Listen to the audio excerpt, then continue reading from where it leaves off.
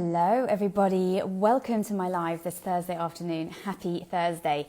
Really excited to be having a live conversation now with Sahar Mansoor, who is a fellow author and a passionate empathy leader in terms of the cities that we live in and the planet that we're on. So Sahar Mansoor is going to join us. She's going to pop into our live any minute now, and we are going to talk about how do we lead our empathy in us as people, but also into the world. So into the world and the planet around us. She's based in India. I'm here in Dubai today. So we're going to have a truly cross-country discussion. Hello, Sahar. Welcome. Hi, Mimi. Thanks so much for having me. You're so welcome. How is India today? Oh, today's sunshine, doing well. No complaints.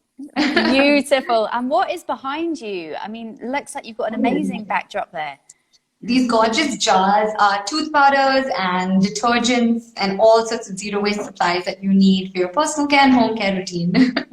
How exciting. So listen, I'm so thrilled to have met you. You know, one of the best things to come out of the pandemic, and let's be honest, there's lots of terrible things, but is how many amazing people I've managed to meet and have conversations with. So really, really excited that we can be here today and talk a little bit about empathy and the planet and sustainability. So I know you've got some questions for me, but because you just launched your book just a few days ago, congratulations.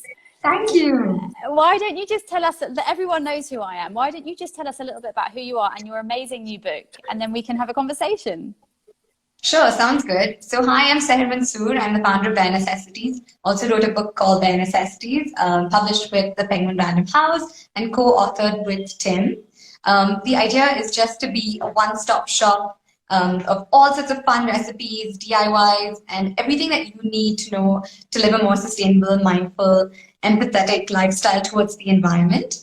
And yeah, the idea is just like it has a lot of my field experiments, and it goes through kind of how you can clothe yourself, to zero waste hacks in the kitchen, to the cities that kind of the systems in the cities that we live in, and how it can all kind of be a little bit more circular, a little bit more sustainable. So yeah, it's zero waste, how to go zero waste, and it's titled Bare Necessities. It's so exciting. And when you hold your book for the first time, isn't it amazing? It's really unreal. Yeah, it is.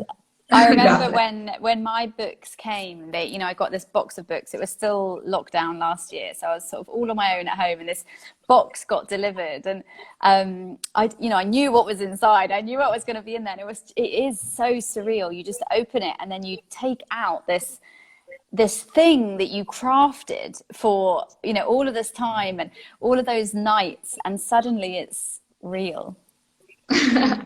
Well, congratulations on your book, Soft on the Edge. It's so beautiful. I have the ebook version, and I'm so excited to kind of dive in and ask more questions about empathy and the world and talk about sustainability over the next few minutes with you. Yeah, well, I know you said you had some questions, so why don't you start, and then we'll bring it back to sustainability, and I'll ask you some stuff as well. Yeah, definitely. So my first question for you is, we talk a lot about empathy and how we can be more empathetic in a work environment, to other people, etc. But I think it's been a pretty rough year for everyone, and I think we could use a little bit more empathy towards ourselves. But I think that's pretty hard to do. So can you talk a little bit about how we can be a little bit more compassionate, a little bit more empathetic to oneself?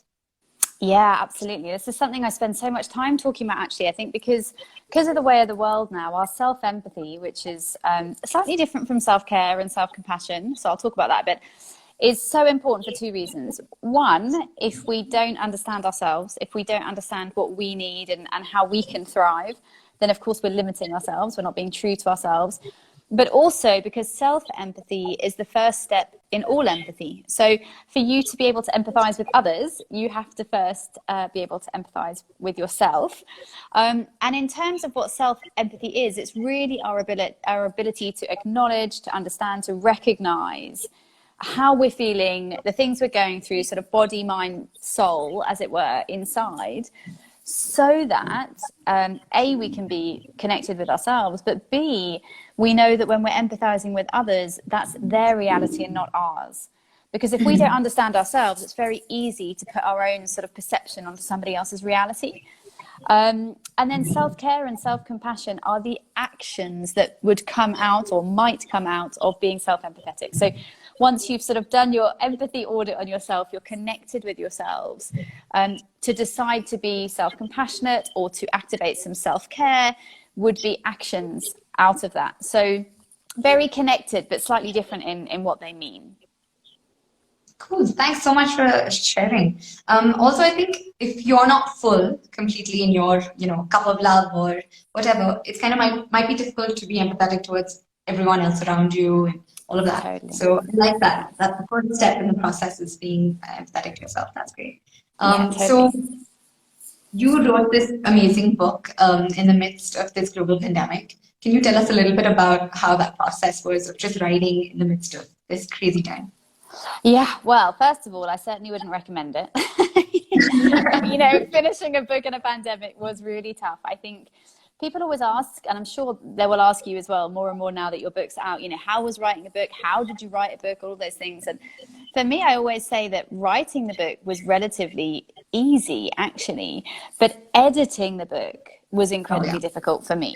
And that's what fell in lockdown. So, I was locked in with my little girl. She's a toddler, so crazy all day. And, you have lack of energy, I think, when you're in lockdown because you're not outdoors and all those things. And then at night, I was trying to edit, 65,000 words all on my own at home.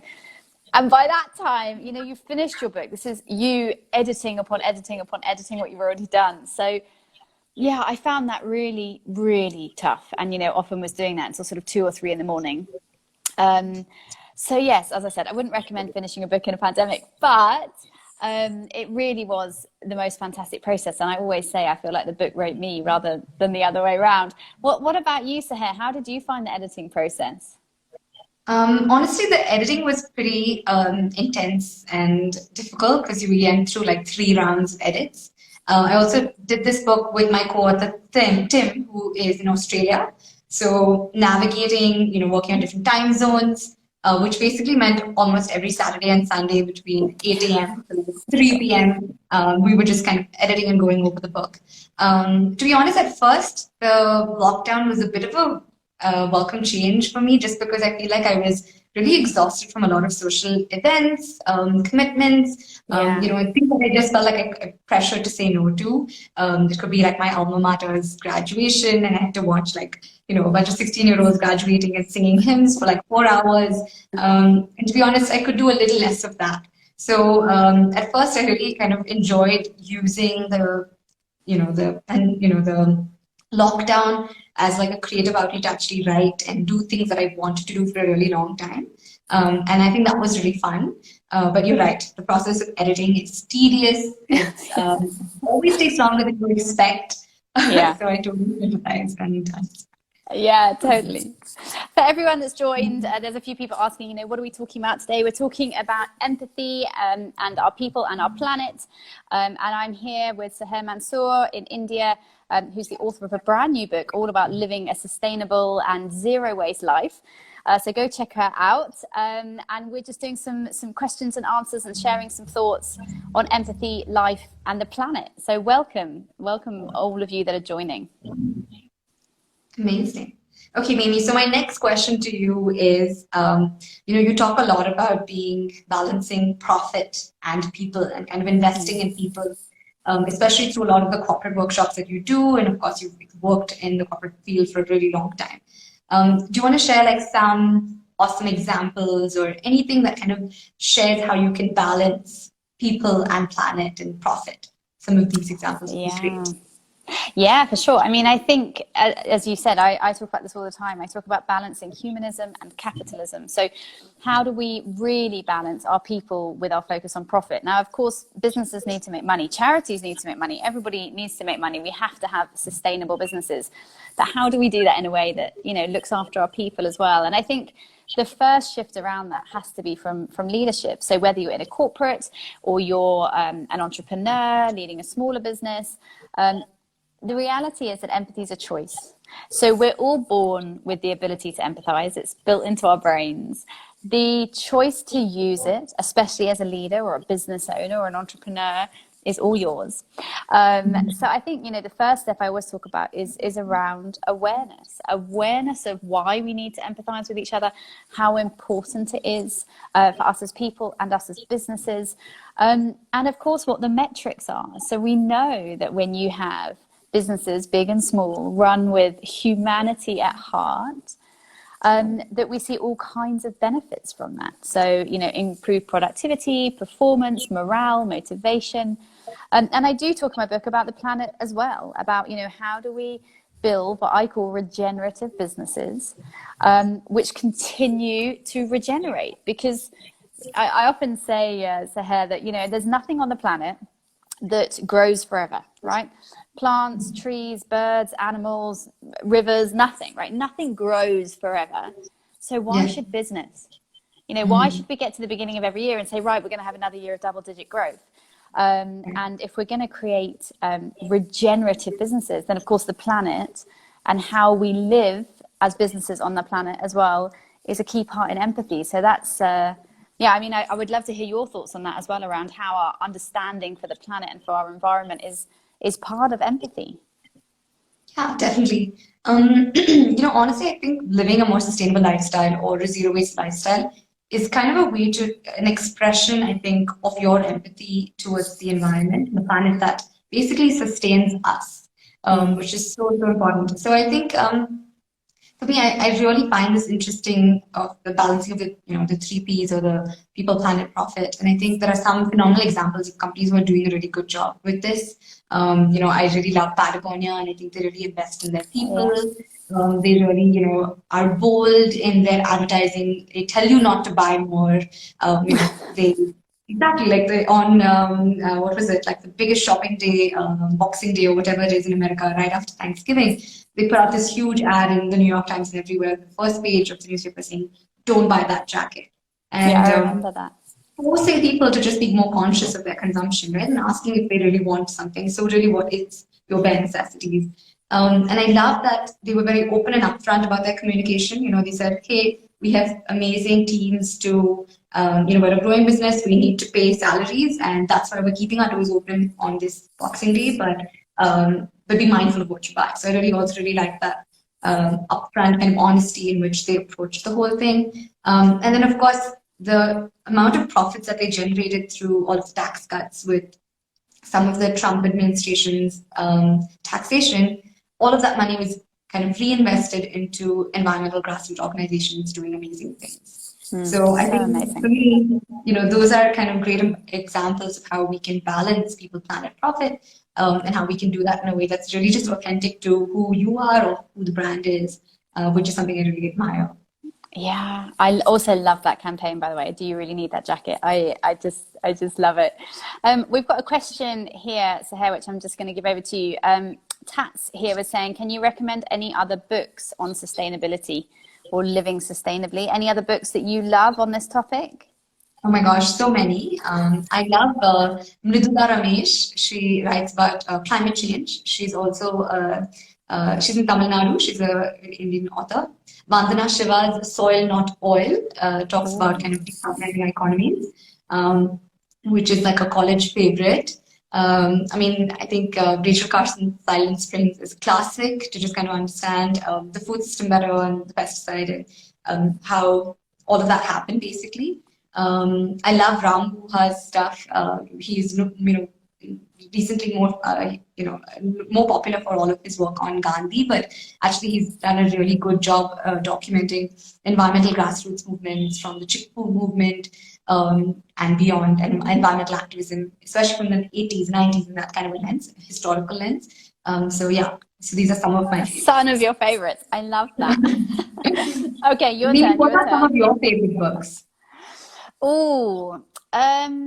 Well, I can't really give many recommendations around empathy. I mean, the one I spoke about today, actually, so if you check out my stories today, is The Empathy Edge by a lady named Maria Ross. She wrote at a similar time to me. She's in America. She writes a lot about sort of loyalty and productivity and how empathy drives business. So The Empathy Edge by Maria Ross is Tats, another book you can have a look at from an empathy point of view. But In terms of my favorite books, oh gosh, I mean, I have so many. I always feel like I want to default to Hit Refresh by Satya Nadella, who is the CEO of Microsoft. Another business book, but a fantastic read. He talks about his sort of rise in Microsoft and how because he started there when he was very young.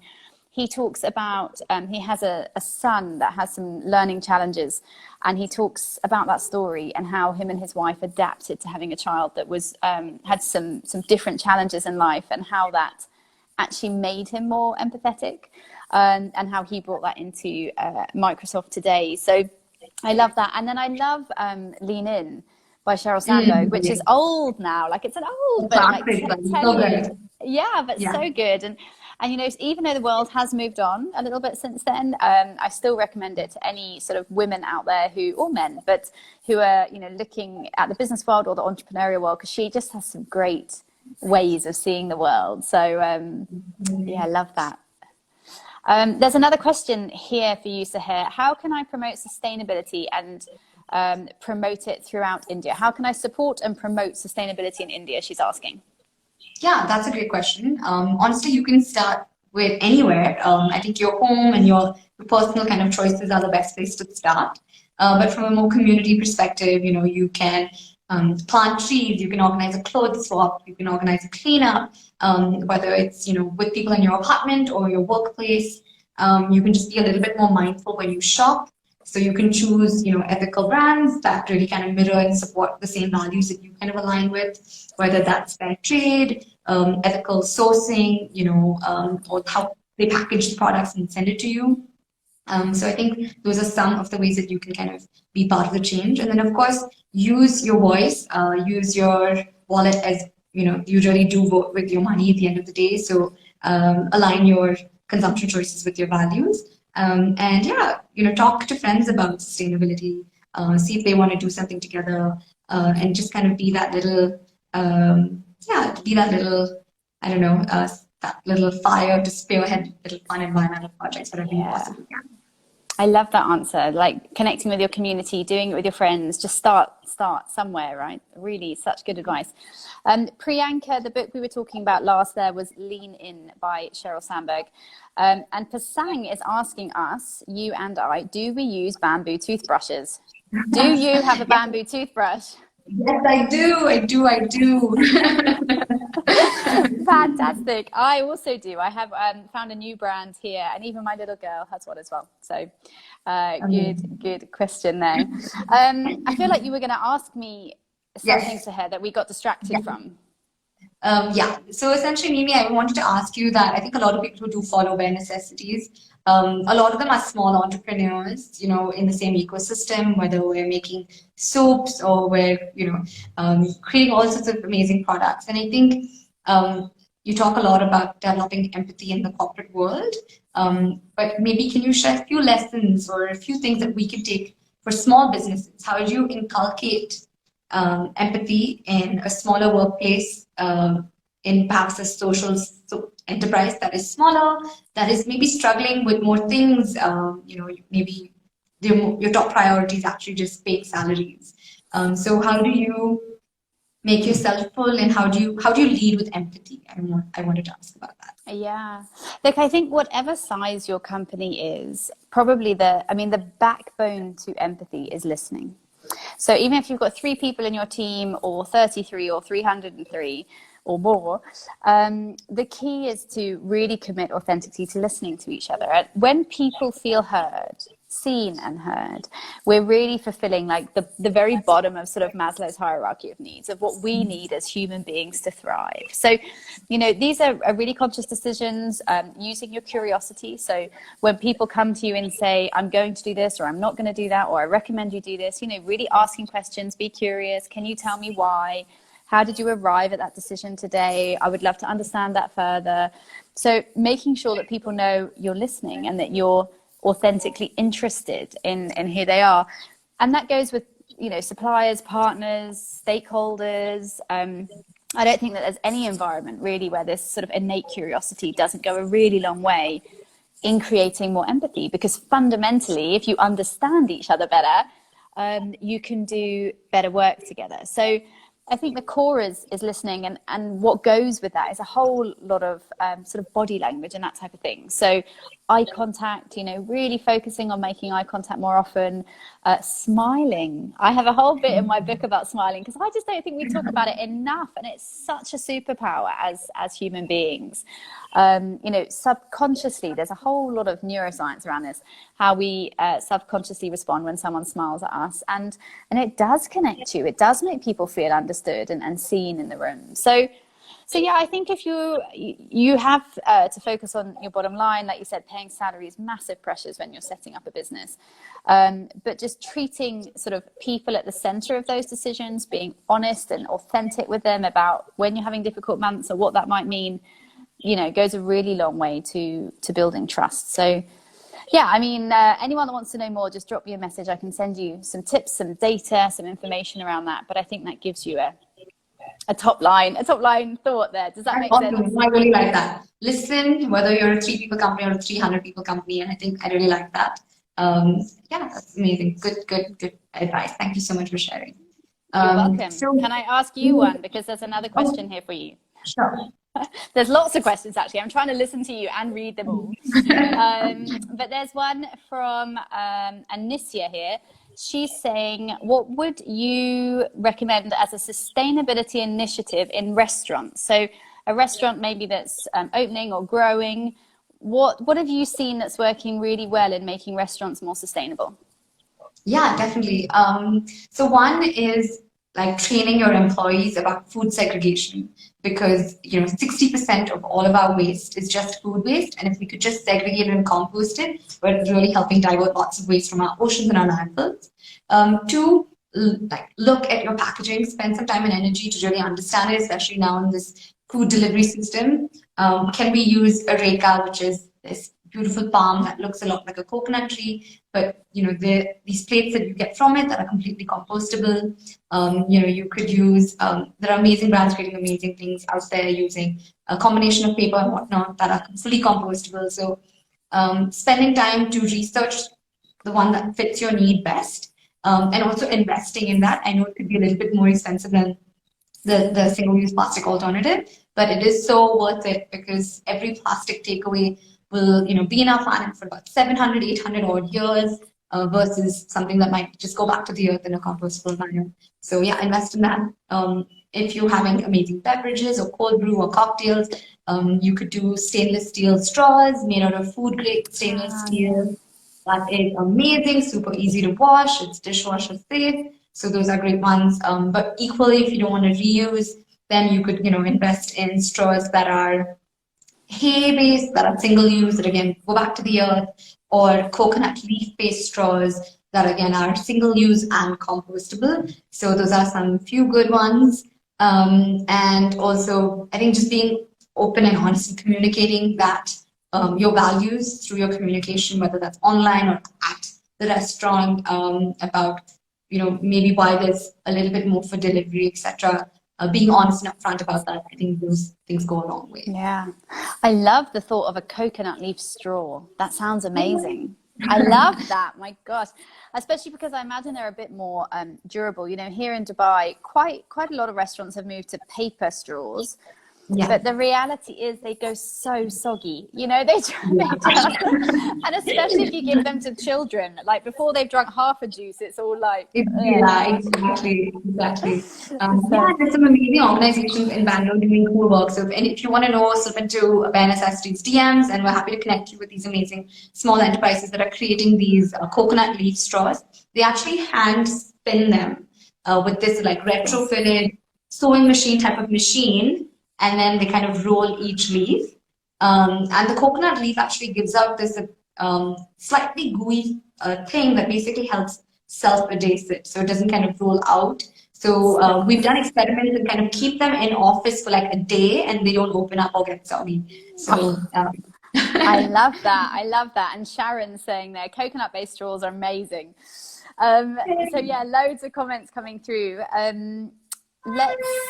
Did you want to ask one more, and then I'm going to ask you one more? Yeah, sure. I really like your podcast, Empathy for Breakfast. And I think that's a perfect kind of morning shot of goodness. So yeah, I think I wanted to ask you, how do you kind of balance it all? Being an author, I hear you're writing your second book or your next book already, having this podcast show. How do you kind of express or kind of take, and how do you act empathetically to yourself in the midst of all of the things that you're doing? I know. Look, I think it's difficult. I'm not going to lie. I think balance is a really, really tough thing to get right. And when you're at the beginning phases of starting a movement, a platform, a business, whatever you're doing, it's really tough. I do end up working really long hours. When you're talking to America, they can only start talking to me at like 7 at night. So I think there's a couple of things I really try to do. I try to be extremely aware and grateful of all the good things that happen. And I have an amazing, amazing marketing girl in my team, Sharon, and her and I, every day, when little things get better, we always message, we always take time to recognize it and sort of celebrate it as much as we can. And really just, sort of refill those cups that you were talking about at the beginning by being really present. And, the bigger picture might feel like a bit of a mountain at times, but really sort of being aware, what happened today? What am I grateful for? And I even do that with my little girls. So for anyone out there with little ones, every time when we go to bed every night, I ask her, what are you grateful for? The answers are quite often hilarious, but even so, it's nice to end the day with that thought. So, and I think that works for all ages, and, just trying to take that time out. I know for many women, they fit in, going for a 30-minute walk or yoga or meditation, all of these things. And I used to do lots of that, but I have to be very honest, at the moment, at this stage in my life, I don't do as much of that as I wish I could. But certainly that's on my agenda for this year. What about you? What's your sort of refill moment in your day, Sahar? I think it's going to Covent Park. It's 2 minutes away from here. It's this gorgeous park in the middle of Bangalore, and just kind of going for a walk in the morning or a run it's been a while since I ran, to be honest. It's definitely a really amazing outlet. So I think that's being in nature, and away from technology, unplugging a little bit really helps. Yeah, and actually I totally agree with that. Being in nature is really important to me too. Feeling the ground, seeing the trees, hearing the birds. It is so therapeutic, and obviously links straight back to your passion, looking after the planet that we have, because it's a miraculous holder of us all is what this planet does. So I'm aware we've got a couple more minutes. There was a question a little while ago that I caught before it flew off the screen.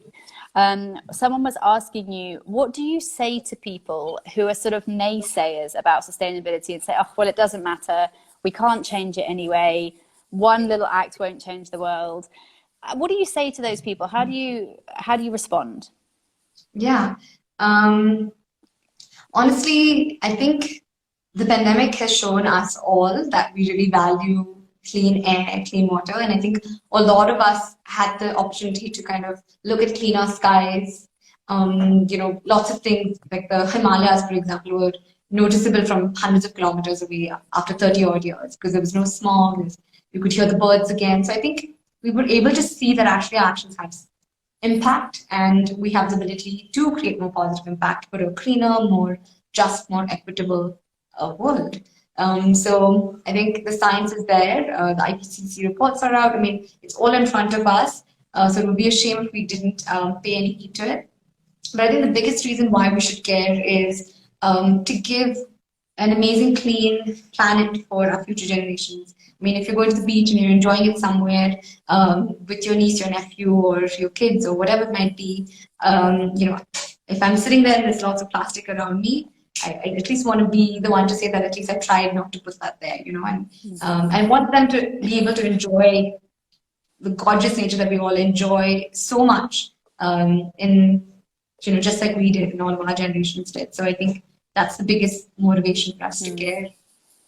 Yeah, I mean, could there be a better end to a live conversation, really? To think about the next generations. And that, for me, in my specialism, is exactly the same. I mean, I spend a lot of time talking about empathy in youth, and in children and reading to children, and how do we create more empathy for the world, whether of course that's your approach to what you're doing with your business and zero waste and changing our planet, or it's just our outlook for each other. So how we connect and understand each other as human beings, it's all part of one big human cycle. So Sahar, thank you for coming onto my live room. It was so lovely. And as I said at the beginning, everybody go over to Sahar Mansoor's Instagram, which is over at Bare Necessities. She just wrote the most beautiful book. It's going to help you change the world and how you live.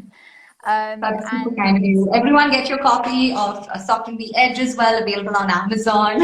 Yay, look at us promoting each other. Two empathetic women in the world. So yeah, buy our books. We're really nice women. We're trying to do really good things in the world with empathy and the planet. And we've had about 55, 60 people here with us this afternoon. So thank you all for coming and for your questions. And do find us if you want to ask any more. So I'll see you soon, Sahar.